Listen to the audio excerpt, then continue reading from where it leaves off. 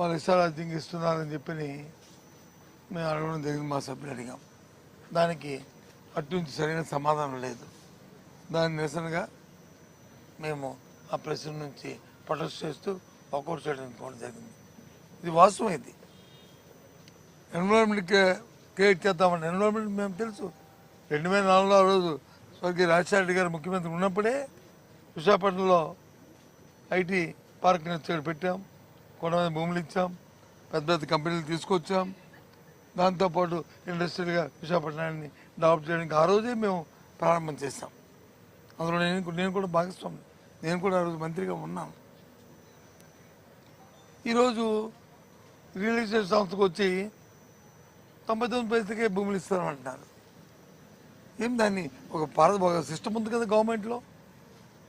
Expression of interest వెళ్ళడం, దాంట్లో ఎవరు వస్తారో ఆ కంపెనీ తాలూకు వచ్చి చూడడం, వాళ్ళకు ఇవ్వడం అనేది. ఎందుకు ఆ కార్యక్రమం చేయకుండా లోపాకారిగా మీరు ఒప్పందం ఎందుకు చేస్తున్నారు? ఏమనంటే ఉపాధి కల్పిస్తారు, ఉపాధి కల్పిస్తారో చస్తారో తర్వాత జరుగుతున్నాయి అవి. ఈరోజు మీకు చేస్తున్న పని ఏంటి? ఇళ్ళకి ఇస్తున్న భూములు ఏంటి? ఆ రోజు అదాని డేటా సెంటర్ వచ్చి మేము ఆ రోజు దాన్ని పెట్టడము, ఆ కార్యక్రమంలో జరిగిన ఎంఓఏలే కదా ఇవాళ అక్కడికి వచ్చిన ఏదైనా సరే గూగుల్ సెంటర్ వస్తుందంటే దానికి అదే కారణం కదా. రాష్ట్ర ప్రజలు తెలియదు అనుకున్నారా? వాళ్ళే చెప్పారు, మేము కాదు.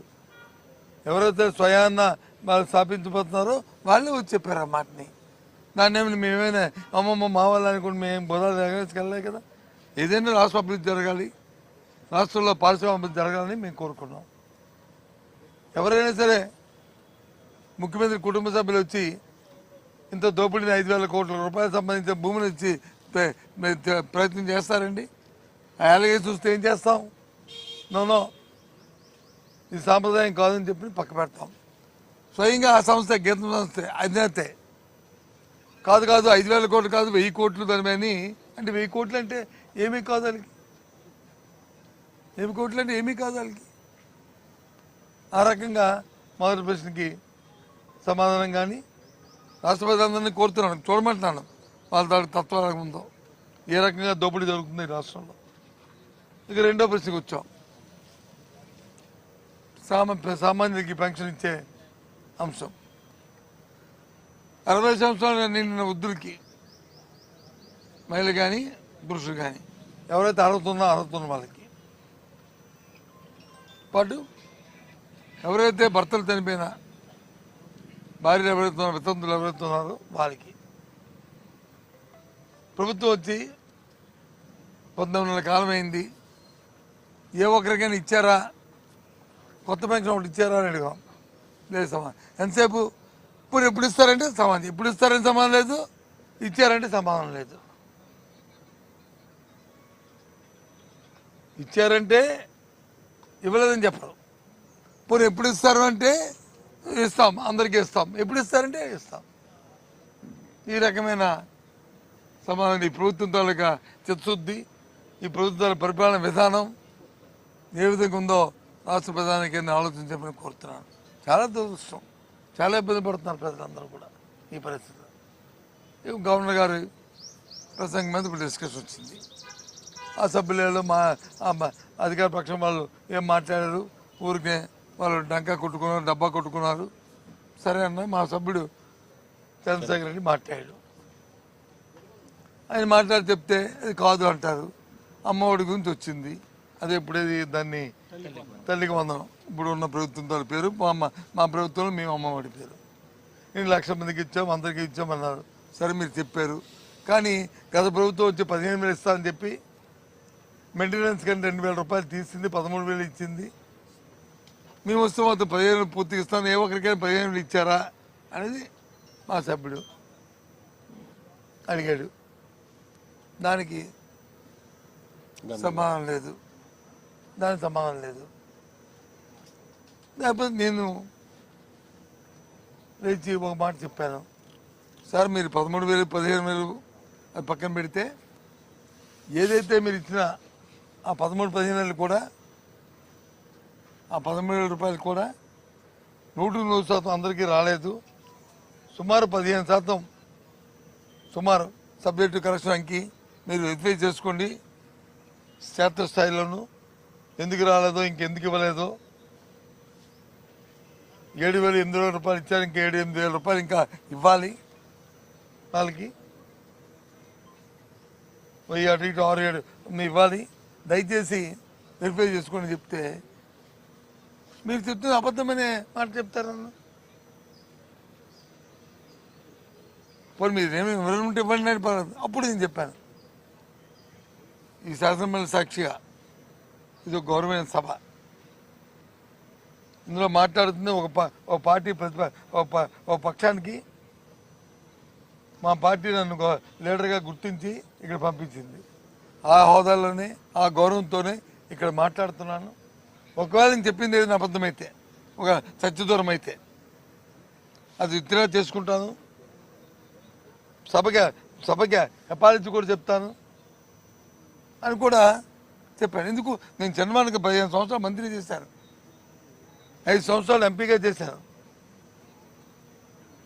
సభా సాంప్రదాయాలు కానీ పరిస్థితులు కానీ తెలుసు. ఎందుకు ఏ విషయం మీదనే క్షేత్రస్థాయిలో తెలుసుకోకుండా మాట్లాడే పరిస్థితి కాదు.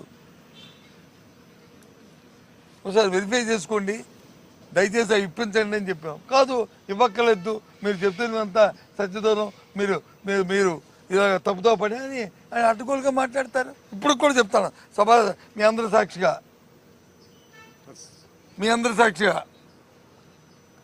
ఈ మీడియా సాక్షిగా, ఇంకా రాష్ట్రంలో చాలామంది విద్యార్థులకి 100 మందో 1000 మందో కాదు, లక్షల్లో విద్యార్థులకి 7,800 రూపాయలు ఇంకా బకాయి ఉంది.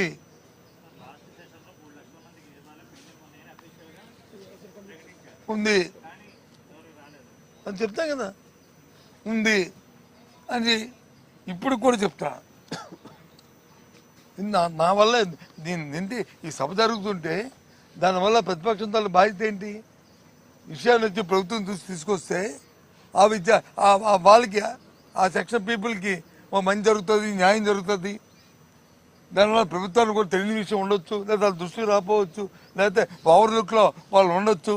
అయినా మా బాధ్యత అది అని మా ప్రయత్నం. అంతేగాని ఏంటో వాళ్ళు అర్థం అవట్లే వాళ్ళు మాట్లాడుతుంది. ఇష్టారాజ్యంగా ఇది సభా సాంప్రదాయం కాదు, ఇలాంటి ఒంటెత్తి పోకళ్ళు మంచిది కాదు, ప్రజాస్వామ్యంలో ఇలాంటి తత్వాలు మంచిది కాదు. ఒకసారి ఇప్పటికైనా చెక్ చేసుకొని ఇవ్వాల్సిన ఆ లక్షల మంది ఎంత ఉన్నారో, ఆ 2 లక్షల 3 లక్షల 5 లక్షల వాళ్ళందరికీ కూడా ఈ శాసనసభ సెషన్స్ లోపల వాళ్ళందరికీ ఇవ్వండి. ఇప్పటికైనా సరే బుద్ధి తెచ్చుకోండి, లేకపోతే అడగండి. మీ ఆఫీసర్లతో మీరు సాయంత్రం మీటింగ్ పెట్టుకోండి. మీ జిల్లా కలెక్టర్లో మీరు వీడియో కాన్ఫరెన్స్ తీసుకోండి, మీ విద్యాశాఖలతో మీరు తీసుకోండి. ఒకవేళ రేపు ఉదయం వచ్చి లేదు మీ అందరితో మాట్లాడాం ఇగో అఫీషియల్ అని చెప్పండి, మిత్రులు అవుతాం. మీరు రుజువు సాక్ష్యాలతో చూపెడుతుంటే కాదంటే ఎలా అండి? నేను మాట్లాడాను, రాష్ట్రంలో అధికారులతో మాట్లాడాను, జిల్లాలో అధికారులతో మాట్లాడాను, ఇంకా జిల్లా స్థాయి జిల్లా కలెక్టర్లో వాళ్ళతో కాకుండా జిల్లా కింద స్థాయిలో మాట్లాడాను. అందరూ వస్తాయి సార్, ఇంక రాలేదు సార్, ఇంక అడ్జస్ట్ అవ్వలేదు సార్ అని చెప్తున్నారు. గత ప్రభుత్వం ఎప్పుడగా విడతలుగా ఇవ్వలేదే, ఒకేసారి ఇచ్చాం. ఇంకా కేంద్రం నుంచి రావాలి, కేంద్రం నుంచి అప్పుడు లాస్ట్ గవర్నమెంట్లో కేంద్రంతో టైప్ ఉంది. అప్పుడు ఉండే ముందు మీ ఇచ్చేవాళ్ళం, తర్వాత వస్తే అడ్జస్ట్ చేసుకునే వాళ్ళం. మరి ఇప్పుడు ఎందుకు చేయట్లేదు? అది విషయాన్ని తెలుసుకొని ఆ సమస్య పరిష్కారం చేద్దాం ఆలోచన ఈ ప్రభుత్వం ఎవరికి లేదు. ఎంతసేపు మాకు ఓటు ఇచ్చారు కదా ప్రజలు, 5 సంవత్సరాలు ఉండొచ్చు కదా, ఏ రకంగా దొరికింది దోచుకు తినొచ్చు, లేదంటే అడ్డగోలుగా మాట్లాడచ్చు. ఒక సాంప్రదాయం ఒక సంస్కారం అక్కర్లేదు, మా ఇష్టం. ప్రభుత్వం అంటే మా చేతిలో ఉంది, ఇంకా ఎక్కువ మాట్లాడితే పోలీసు వ్యవస్థ మా చేతిలో ఉంది అనే రీతిలో ప్రభుత్వం ఉండడం చాలా దురదృష్టకరం. ఇలాంటి ప్రభుత్వాలని స్వాతంత్రం వచ్చినంత ఇప్పుడు ఇలాంటి ప్రభుత్వాలని ఇలాంటి ఆలోచన ఉన్నవారిని ఎప్పుడు చూడలేదు మేము. I'm sorry. అన్ఫార్చునేట్ ఇది, చాలా బాధ వస్తుంది ఇలాంటివి. కాబట్టి మీరు అందరూ ఉన్నారు కాబట్టి మళ్ళీ మళ్ళీ చెప్తున్నాను, మేము చెప్పిన మాట మీద ఇప్పటికీ నిలబడి ఉన్నాం. ఈ రాష్ట్రంలో గత 19 నెలల కాలంగా ఒక్క వృద్ధుడికి కానీ లేదు భర్త చనిపోయిన ఈ ప్రభుత్వం వచ్చిన దగ్గర నుంచి ఉన్న వాళ్ళకి కానీ పెన్షన్ లేదు, కొత్త పెన్షన్ లేదు. వికలాంగుడికి కానీ కొత్త పెన్షన్ లేదు. మొన్న 4 నెలల కింద ఎవరైతే భర్త పెన్షన్ ఉండి భర్త చనిపోతాడో వాళ్ళకి మాత్రమే 4 నెలల నుంచి ఇవ్వడానికి ప్రయత్నం చేస్తుంది ప్రభుత్వం. అంతకుముందు వాళ్ళకి ఇవ్వలేదు. ఇది రికార్డు. ఇంత